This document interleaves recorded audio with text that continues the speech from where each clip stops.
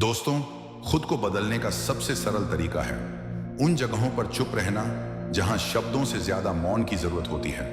मौन ही वह कुंजी है जो आत्म अधिकार और शांति का मार्ग खोलती है। तो दोस्तों, आज की यह बौद्ध कहानी काफी प्रेरणादायक और काफी ज्ञानवर्धक होने वाली है, इसलिए वीडियो को एंड तक जरूर देखना।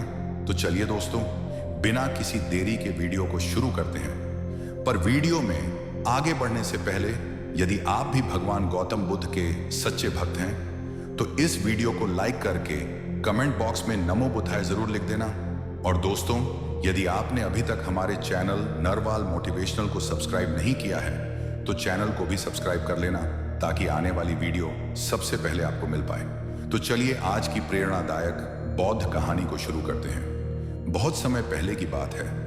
मगध राज्य के छोटे से गांव में एक युवक रहता था जिसका नाम अंशुमान था। वह बहुत ही अधीर और गुस्सैल स्वभाव का था। छोटी छोटी बातों पर बहस करना और हर बात का उत्तर तुरंत देना उसकी आदत बन चुकी थी। धीरे धीरे उसके स्वभाव के कारण लोग उसे कतरा लगे। अंशुमान खुद भी इस बात को महसूस करता था कि उसका स्वभाव उसके जीवन में शांति और खुशियां लाने के बजाय तनाव और अकेलापन बढ़ा रहा है। लेकिन वह समझ नहीं पा रहा था कि उस स्थिति से कैसे बाहर निकलना चाहिए। एक दिन उसने सुना कि पास के जंगल में भगवान बुद्ध का प्रवचन हो रहा है। बुद्ध के बारे में उसने बहुत कुछ सुन रखा था, उनकी करुणा, उनका ज्ञान और उनके द्वारा दी गई जीवन की शिक्षाएं। यह सुनकर अंशुमान ने सोचा, शायद मुझे मेरे सवालों के जवाब वहां मिल जाएं। वह जल्दी ही प्रवचन स्थल पर पहुंचा। वहां बड़ी भीड़ जमा थी। बुद्ध अपने सरल और स्पष्ट शब्दों में जीवन की गहराइयों को समझा रहे थे। उसी समय बू ने सभा को संबोधित करते हुए कहा, यदि तुम अपने जीवन में सच्चा बदलाव लाना चाहते हो तो 10 जगहों पर चुप रहना सीखो। यह सुनकर अंशुमान को कुछ आशा की किरण दिखी। प्रवचन समाप्त होने के बाद वह बुद्ध के पास गया और उनके चरणों में झुककर बोला, भगवान, आपने कहा कि बदलाव लाने के लिए 10 जगहों पर चुप रहना चाहिए। कृपया मुझे विस्तार से समझाएं कि यह 10 जगह कौन सी है और मैं उन्हें अपने जीवन में कैसे अपना सकता हूं। बुद्ध मुस्कुराए और बोले, यह जानने के लिए तुम्हें धैर्य, अनुशासन और आत्मनिरीक्षण की आवश्यकता होगी। अगर तुम इन शिक्षाओं को अपनाने के लिए तैयार हो तो मेरे साथ चलो। अंशुमान ने सहमति जताई और इस तरह उसकी यात्रा शुरू हुई। पहला स्थान, जब कोई तुम्हारी आलोचना करे। बुद्ध ने अंशुमान को पहले स्थान की शिक्षा दी। अंशुमान, जब कोई तुम्हारी आलोचना करे तो चुप रहो। आलोचना तुम्हारे लिए सीखने का अवसर है। यदि तुम घूम में प्रतिक्रिया दोगे तो तुम कुछ भी नहीं सीख पाओगे, लेकिन अगर तुम चुप रहकर सोचोगे तो तुम समझ सकोगे कि वह आलोचना सही है या गलत। बुद्ध ने उसे एक उदाहरण दिया। एक बार एक व्यक्ति ने मुझे अपशब्द कहे। मैंने चुप रहकर उसकी बात सुनी। जब वह थक गया तो मैंने उससे पूछा, अगर तुम किसी को उपहार दो और वह उसे ना ले तो वह उपहार किसके पास रहेगा? वह बोला, मेरे पास। मैंने कहा, तुम्हारे यह शब्द भी तुम्हारे पास ही रहेंगे क्योंकि मैंने इन्हें स्वीकार नहीं किया। अंशुमान ने इसे अपने जीवन में अपनाने का निर्णय लिया। शुरुआत में यह कठिन था, लेकिन धीरे धीरे उसने महसूस किया कि आलोचना सुनने के बाद चुप रहने से वह आत्मनिरीक्षण कर पाता है। कुछ दिन बाद बुद्ध ने अंशुमान को दूसरे स्थान पर चुप रहने का महत्व समझाया। जब कोई तुमसे बहस करे तो चुप रहो। बहस में सच नहीं बल्कि अहंकार की जीत होती है। यदि तुम चुप रहोगे तो तुम स्थिति को बेहतर समझ सकोगे और सही निर्णय ले सकोगे। बुद्ध ने एक किसान की कहानी सुनाई। 2 किसान अपनी जमीन के छोटे से टुकड़े को लेकर झगड़ रहे थे। दोनों का मानना था कि वह जमीन उनकी है। जब मैंने उनसे पूछा कि क्या उन्होंने जमीन अपने साथ लाई थी जब वे जन्मे थे, या क्या वे इसे अपने साथ ले जाएंगे जब वे मरेंगे, तो वे चुप हो गए। इस शिक्षा ने अंशुमान को सिखाया कि बहस में पड़ने से बेहतर है चुप रहकर समाधान की ओर बढ़ा जाए। तीसरा स्थान, जब कोई गुस्से में हो। बुद्ध ने अंशुमान से कहा, गुस्सा आग की तरह है। यदि तुम इसमें घी डालोगे तो यह और भड़क जाएगा। इसलिए जब कोई गुस्से में हो तो चुप रहो, उसकी गुस्से की ऊर्जा खत्म हो जाएगी। इसके लिए उन्होंने एक कहानी सुनाई। एक राजा ने अपने मंत्री को गुस्से में फांसी की सजा सुनाई। मंत्री ने कुछ नहीं कहा। अगले दिन राजा को पछता हुआ और उसने मंत्री को माफ कर दिया। अगर मंत्री उस समय राजा से बहस करता तो शायद उसकी जान चली जाती। अंशुमान ने इसे भी अपने जीवन में अपनाया। चौथा स्थान, जब तुम दुखी हो। एक दिन अंशुमान को किसी बात पर गहरा दुख हुआ। उसने बुद्ध से कहा, भगवान, मैं इस पीड़ा को सहन नहीं कर पा रहा। बुद्ध ने कहा, जब तुम दुखी हो तो चुप रहो। दुख तुम्हारे भीतर के बदलाव का द्वार हो सकता है। चुप्पी में तुम्हें अपने प्रश्नों के उत्तर मिल सकते। बुद्ध ने उसे यह भी बताया कि दुख तुम्हें मजबूत बनाता है, बशर्ते तुम उसे समझने की कोशिश करो। 5वां स्थान, जब कोई तुम हुए। बुद्ध ने अंशुमान से कहा, जब कोई तुम्हें जानबूझकर उकसा तो चुप रहना ही सबसे बड़ा उत्तर है। यह तुम्हारी शक्ति और धैर्य को दर्शाता है। उन्होंने एक साधु की कहानी सुनाई। एक बार एक साधु को गांव के लोग परेशान करते थे, लेकिन वह साधु हमेशा शांत रहता था। धीरे धीरे गांव वालों ने उसे तंग करना छोड़ दिया। उनकी चुप्पी ने उन्हें बदल दिया। 6ठा स्थान, जब तुम्हें दूसरों की मदद ना करनी हो। बुद्ध ने समझाया, हर जगह मदद करने की जरूरत नहीं होती। जब कोई तुम्हारी राय ना मांगे तो चुप रहना बेहतर है। यह शिक्षा अंशुमान के लिए बहुत उपयोगी साबित हुई। 7वां स्थान, जब तुम्हें अपने ज्ञान पर घमंड हो। बुद्ध ने कहा, ज्ञान विनम्रता का आभूषण है। यदि तुम अपने ज्ञान का प्रदर्शन करोगे तो वह खोखला हो जाए। 8वां स्थान, जब कोई सत्य सुनने को तैयार ना हो। बुद्ध ने अंशुमान से कहा, सत्य का मूल्य तब तक नहीं होता जब तक उसे स्वीकार करने वाला तैयार ना हो। ऐसे में तुम्हारे शब्द व्यर्थ होंगे और तुम केवल अपना समय और ऊर्जा खो दोगे। फिर उन्होंने विस्तार से बताया, जब तुम किसी को सत्य बताने की कोशिश करोगे लेकिन वह अपने भ्रम या अहंकार में डूबा होगा तो तुम्हारे शब्द उसे असहज कर देंगे। ऐसे समय में चुप रहना ही सबसे बड़ा उपाय है। सत्य का बीज तभी फलेगा। बुद्ध ने अंशुमान को एक कहानी सुनाई। एक राजा के दरबार में एक साधु आया और कहा, राजन, तुम्हारे निर्णय गलत हैं। राजा को यह सुनकर गुस्सा आ गया और उसने साधु को दरबार से बाहर फेंकने का आदेश दिया। साधु ने जाते जाते कहा, सत्य कहने का समय अभी नहीं आया। जब तुम्हारा मन इसे समझने के लिए तैयार होगा तब मैं लौटूंगा। वर्षों बाद ने अपनी गलतियों से सीख ली और साधु को फिर से बुलाया। इस बार राजा ने ना केवल साधु की बात सुनी बल्कि उसे अपने जीवन का मार्गदर्शक भी बनाया। बुद्ध ने अंशुमान को समझाया, सत्य का प्रभाव तभी होता है जब सुनने वाला उसे ग्रहण करने के लिए तैयार हो। 9वां स्थान, जब परिस्थितियां तुम्हारे नियंत्रण में ना हो। बुद्ध ने कहा, जीवन में कई बार ऐसी स्थितियां आती हैं जिन्हें तुम बदल नहीं सकते। उन पर क्रोधित या व्याकुल होकर तुम केवल अपनी शांति को खोगे। ऐसे समय में चुप रहना ही सबसे बुद्धिमानी है। उन्होंने समझाया, चुप रहना कोई कमजोरी नहीं बल्कि धैर्य और संतुलन का प्रतीक है। जब परिस्थिति तुम्हारे बस में नहीं हो तो उसे स्वीकार करो और शांत रहो। यही मानसिक शक्ति का आधार है। बुद्ध ने एक घटना का जिक्र किया। एक बार एक किसान ने बुद्ध से पूछा, मेरा खेत सूखा पड़ा है, बारिश नहीं हो रही, मैं क्या करूं? बुद्ध ने कर दिया, तुम बारिश नहीं बदल सकते लेकिन तुम अपनी मेहनत को दिशा दे सकते हो।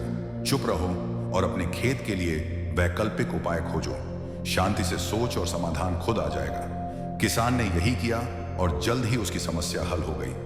बुद्ध ने कहा, जब परिस्थितियां तुम्हारे नियंत्रण में ना हो तो चुप रहकर धैर्य और समाधान की दिशा में काम करना ही तुम्हारी सबसे बड़ी ताकत है। 10वां स्थान, जब तुम्हारा दिल भर जाए। बुद्ध ने अंशुमान से कहा, जब तुम्हारा हृदय कृतज्ञता, प्रेम और शांति से भर जाए तो इसे शब्दों की आवश्यकता नहीं होती। ऐसी स्थिति में चुप्पी स्वयं एक भाषा बन जाती है। यह तुम्हारे भीतर की सबसे बड़ी खुशी है। उन्होंने इसे और स्पष्ट करते हुए कहा, कृतज्ञता का सबसे शुद्ध रूप मौन में प्रकट होता है। जब तुम अपने जीवन में आनंदित महसूस करो तो इसे बाहरी अभिव्यक्ति की आवश्यकता नहीं होती। यह चुप्पी तुम्हारी आत्मा की खुशी का प्रतीक होती है। एक प्रेरणादायक कथा बुद्ध ने अंशुमान को एक छोटी कहानी सुनाई। एक बार एक शिष्य को उसके गुरु ने आत्मज्ञान का अनुभव कराया। शिष्य का हृदय कृतज्ञता से भर गया। उसने गुरु से कहा, मैं आपको धन्यवाद देना चाहता हूं लेकिन शब्द पर्याप्त नहीं लगते। गुरु मुस्कुराए और बोले, तुम्हारी चुप्पी ही मेरे लिए सबसे बड़ा धन्यवाद है, इसे बनाए रख। बुद्ध ने समझाया, जब दिल भर जाए तो शब्दों की आवश्यकता नहीं होती। मौन तुम्हारी सबसे बड़ी अभिव्यक्ति है। अंशुमान ने जब बुद्ध से 10 जगहों पर चुप रहने का ज्ञान लिया तो बुद्ध ने उसे तुरंत अभ्यास में डालने का निर्णय लिया। उन्होंने कहा, ज्ञान का मूल्य तभी है जब इसे जीवन में लागू किया जाए। मैं तुम्हें कुछ परीक्षाओं से गुजरने का अवसर दूंगा। इन परीक्षाओं से तुम सीखो कि चुप्पी वास्तव में तुम्हें कितना बदल सकती है। अंशुमान ने सहमति दी और बुद्ध के मार्गदर्शन में अपने जीवन के इस नए अध्याय की शुरुआत की। बुद्ध ने अंशुमान को एक गांव भेजा जहां लोगों को उसकी पुरानी आदतों के बारे में बताया गया। जैसे ही अंशुमान वहां पहुंचा, लोगों ने उसे बुरा भला कहना शुरू कर दिया।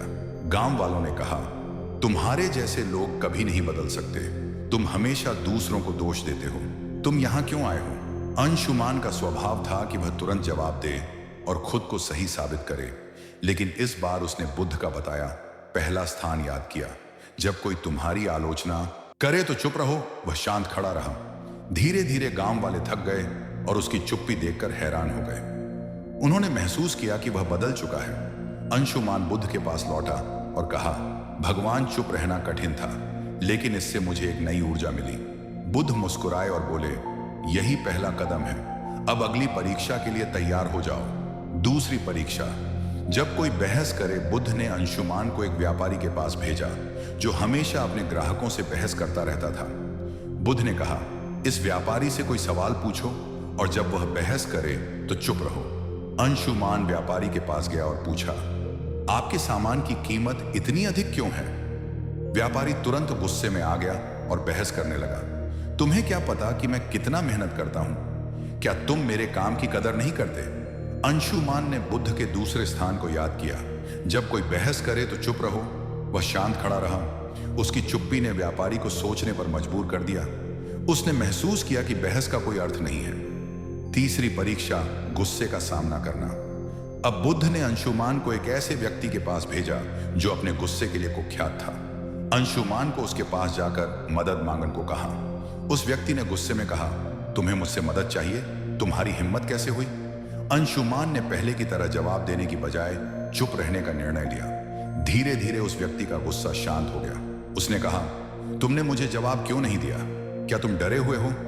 अंशुमान ने कहा, मैं आपके गुस्से को नहीं बढ़ाना चाहता था। उस व्यक्ति ने महसूस किया कि चुप्पी में शक्ति है। चौथी परीक्षा, दुख का सामना करना। अगली परीक्षा में बुद्ध ने अंशुमान को एक विधवा स्त्री के पास भेजा जिसका इकलौता बेटा हाल ही में मृत्यु को प्राप्त हुआ था। वह स्त्री अपनी पीड़ा में किसी से बात नहीं करती थी। बुद्ध ने कहा, उसके पास जाओ और बिना कुछ कहे उसकी मदद करो। अंशुमान उसके पास गया और बस उसके पास बैठा रहा। उसने कुछ नहीं कहा, लेकिन उसकी मौन उपस्थिति ने स्त्री को सांत्वना दी। उसने पहली बार किसी से अपनी कहानी साझा की और अपने दुख से उभरने का प्रयास किया। बुद्ध ने कहा, दुख में चुप्पी कई बार शब्दों से अधिक प्रभावी होती है। पांचवी परीक्षा, उकसावे का सामना करना।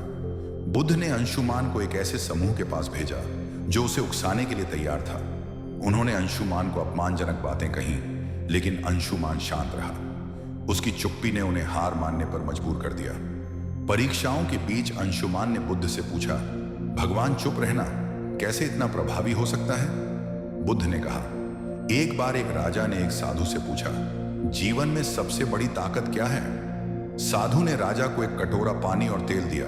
उसने कहा, पानी और तेल को मिलाओ। ने कोशिश की, लेकिन तेल पानी में घुल नहीं पाया। साधु ने कहा, चुप्पी तेल की तरह है, इसे आपसे अलग नहीं किया जा सकता। जब तक तुम इसे संभालोगे, यह तुम्हारी सबसे बड़ी ताकत रहेगी। अंत की परीक्षा, जब दिल भर जाए।